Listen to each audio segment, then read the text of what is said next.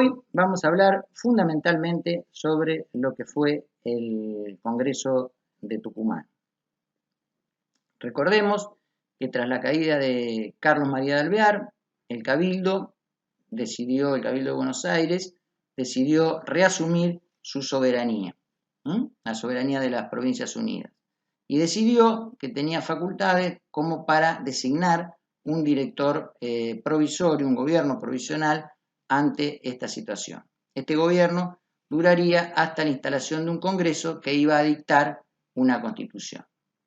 Así se va a elegir director provisorio a José Rondón, pero como este se encontraba al frente de las tropas del Ejército del Norte y estas tropas se negaron a permitirle, se negaban a su alejamiento, en realidad Rondón no acepta, por lo que se designa director sustituto a Ignacio Álvarez Thomas, que había sido el que se había sublevado en Fontezuela contra Carlos María de Alvear.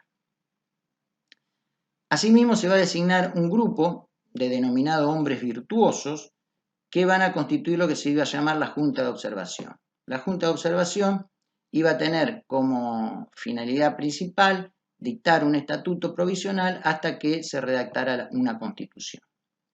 Acá quiero hacer un alto y recordarles de que nosotros estamos dando estas clases y muchos documentos los estamos pasando bastante rápido para que ustedes puedan comprenderlos. Pero esto es historia constitucional argentina, por lo tanto los documentos tienen que conocerlos más en profundidad. Bueno, como decíamos, la Junta de Observación va a dictar un estatuto y lo va a dictar en 1815. Lo más destacable es que el director deja de llamarse Supremo y pasa a denominarse Director del Estado. Y por otro lado, la convocatoria a el Congreso que se iba a realizar en la ciudad de Tucumán. Ahora bien, ¿cómo estaba la situación de las provincias del litoral? Santa Fe nunca había simpatizado demasiado con Buenos Aires. ¿Por qué?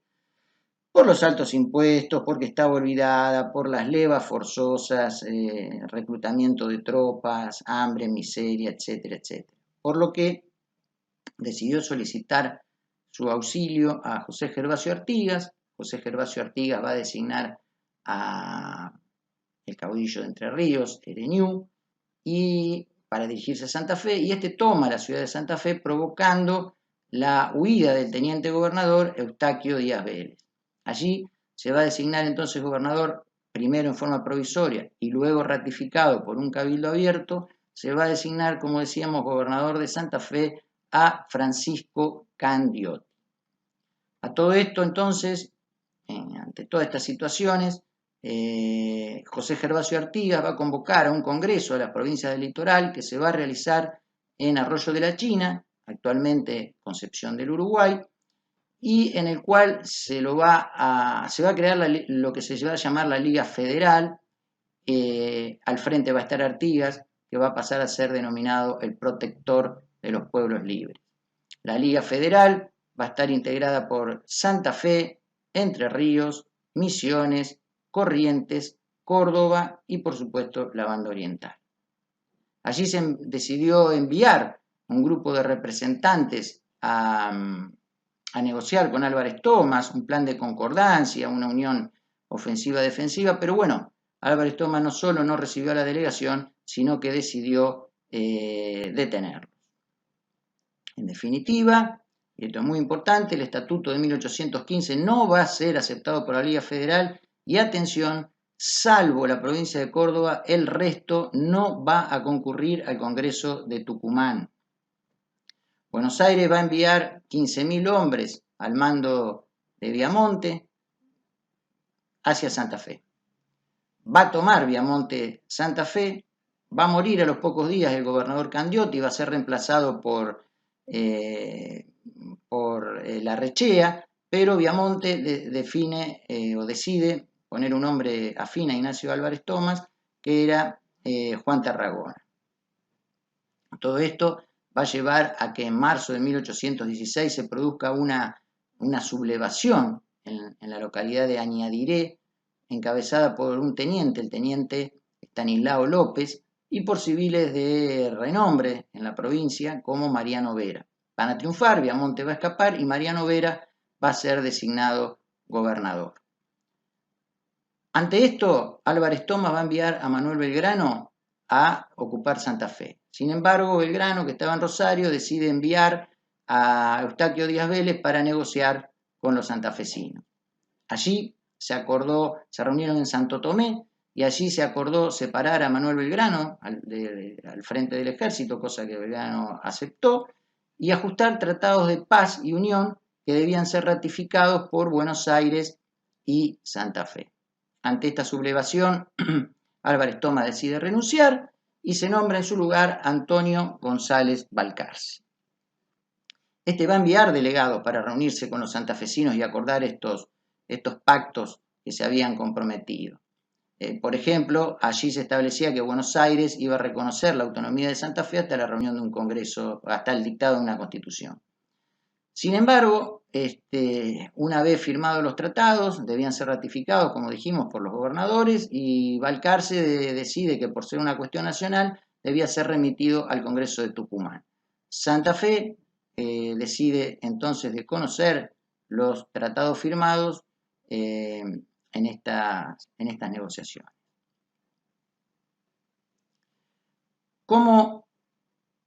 ¿Qué podemos decir del Congreso de Tucumán? ¿Cómo podemos empezar? Sobre el Congreso se han dicho muchas cosas.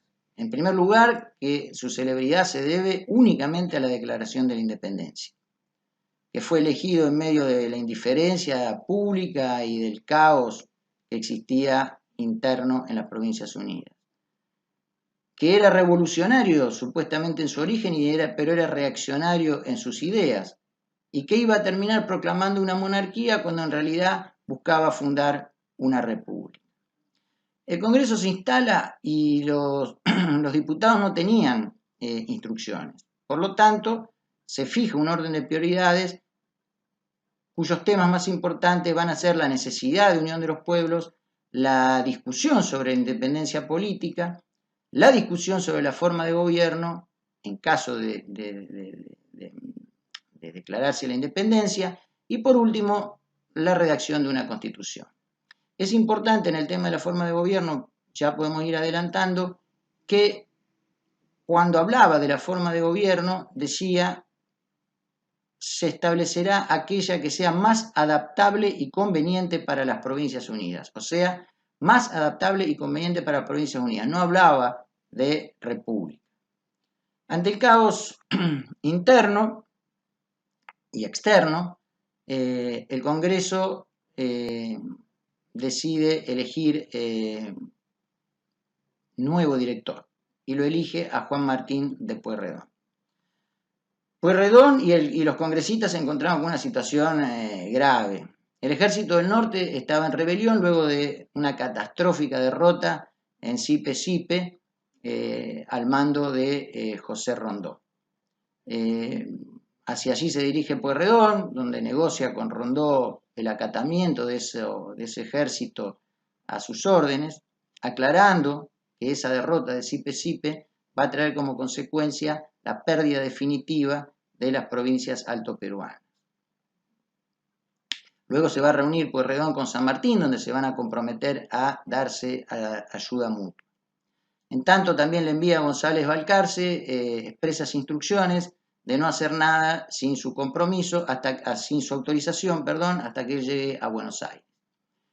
En la capital, sin embargo, grupos comandados por Manuel Dorrego y Miguel Soler desconocían la autoridad de Balcarce, desconocían el Congreso de Tucumán, por lo cual Balcarce decidió renunciar. Ahora, ¿qué pasaba en el mundo en esa época? Bueno, Napoleón, como dijimos, había sido derrotado, con lo cual se habían reabierto la posibilidad de los más crudos absolutismos, al punto tal de que se había celebrado lo que se conoce como la Santa Alianza entre Rusia, Prusia y Austria, que buscaban sostener sus religiones, protestante, católica y ortodoxa, y tomar países por la fuerza para imponer esto, e imponer el absolutismo monárquico. En Fernando VII, ya en España, desesperaba por retomar los territorios americanos. A esto también debemos sumarle la derrota de la Revolución Mexicana encabezada por el cura Morelos, que va a ser fusilado, que la expedición que envía finalmente Fernando VII, una expedición enorme, no puede entrar por Montevideo, porque Montevideo, recuerden, había caído nuevamente en poder de los patriotas, por lo que decide dirigirse a la zona de Venezuela, derrota allí a Bolívar, que tiene que exiliarse en Jamaica. Los patriotas chilenos son derrotados en Rancagua y los restos de ese ejército van a pasar a Mendoza, exiliados bajo la protección de San Martín.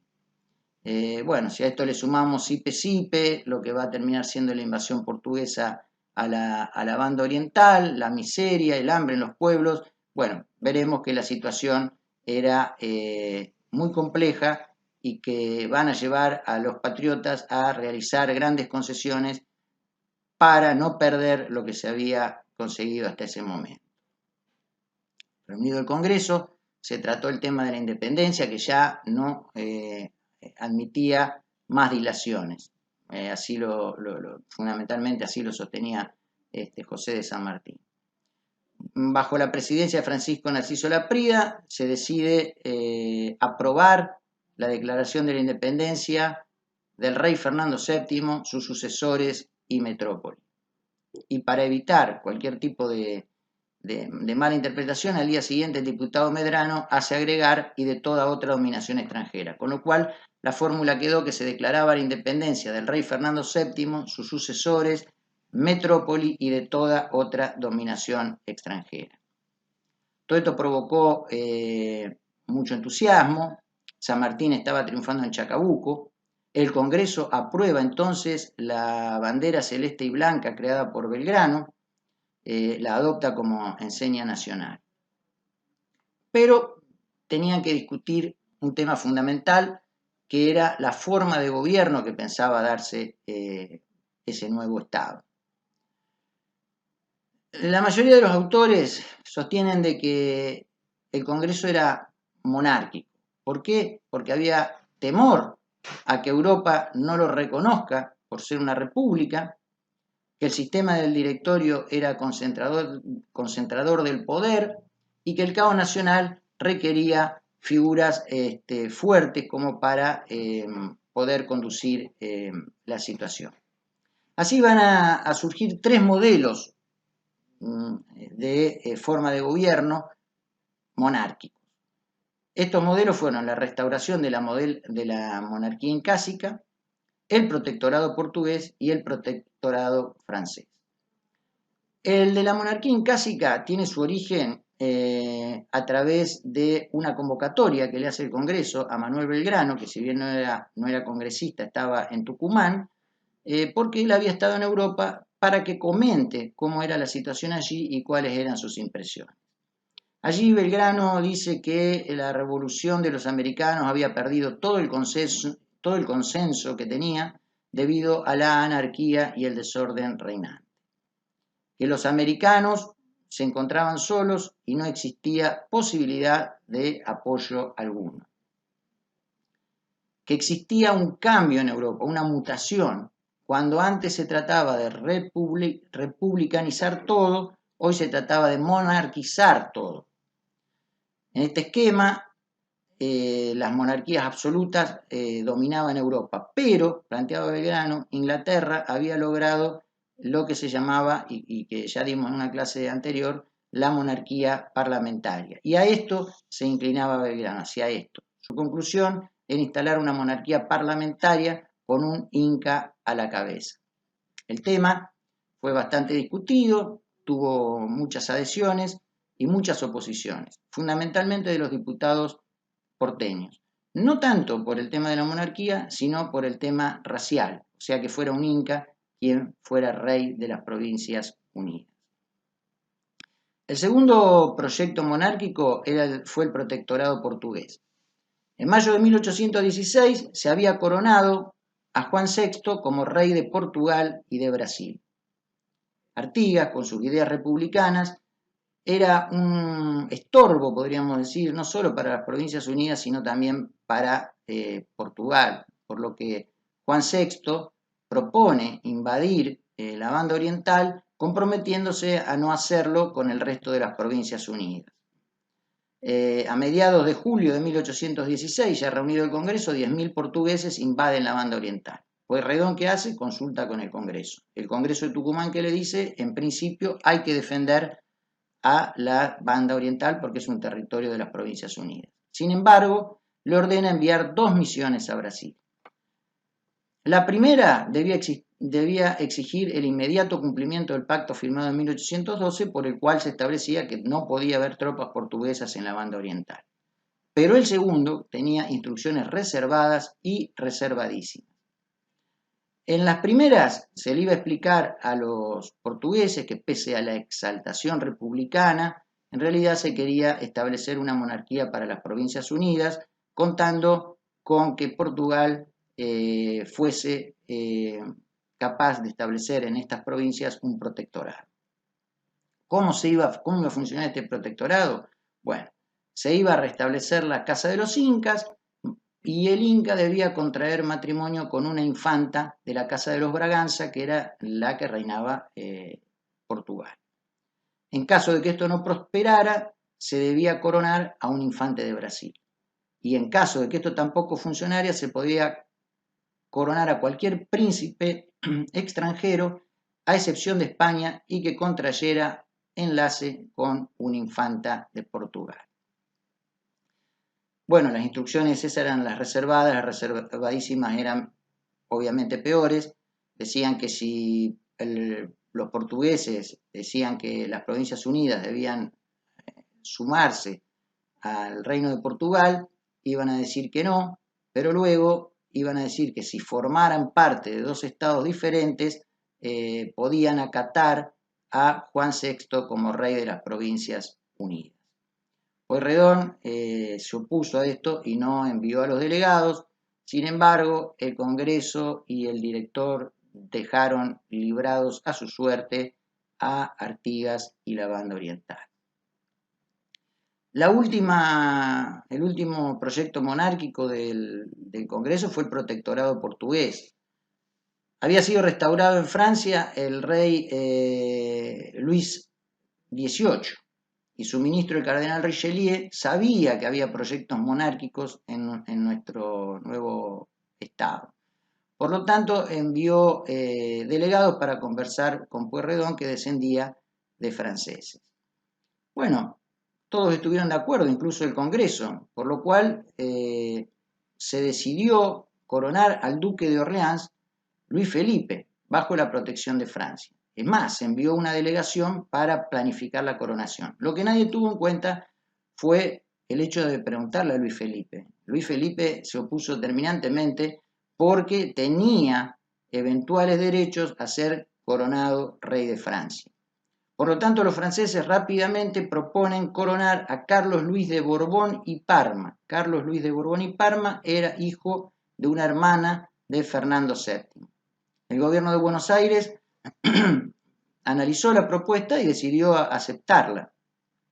Pero Francia debía obtener la aprobación de Inglaterra, debía facilitar el matrimonio con una infanta de Brasil, el rey de Portugal debía renunciar a sus pretensiones sobre los territorios que habían pertenecido a España y Francia debía prestar ayuda económica y militar. ¿Por qué fracasó el proyecto? Porque, como vamos a ver, cuando estas instrucciones y demás llegaron a Europa, el Congreso de Tucumán y el directorio habían dejado de existir.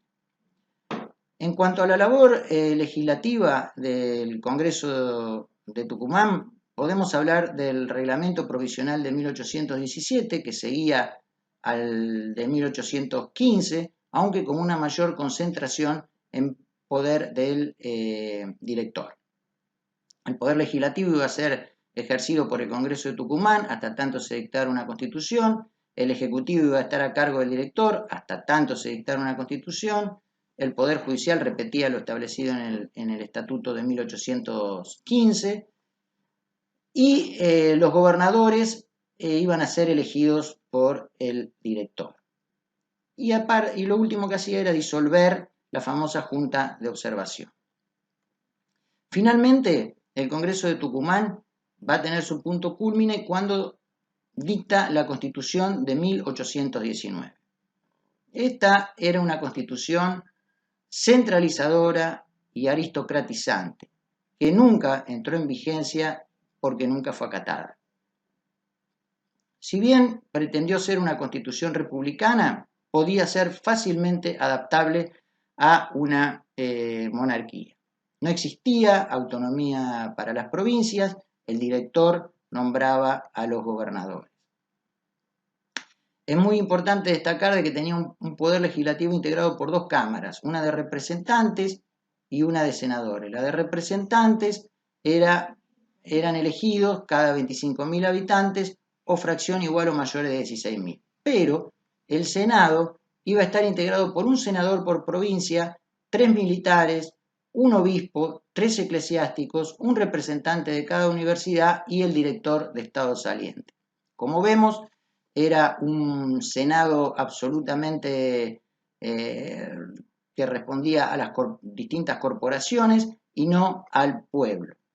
El director iba a ser elegido por el Congreso y podía ser reelecto con una mayoría especial por 5 años y como observamos, esta constitución centralizada, aristocratizante y demás va a nacer muerta y no va a ser acatada. Hasta aquí es donde podemos ver el tema del Congreso de Tucumán, por lo que a partir de la próxima clase vamos a hablar fundamentalmente cómo va a concluir la historia de este Congreso. Bueno, muchas gracias.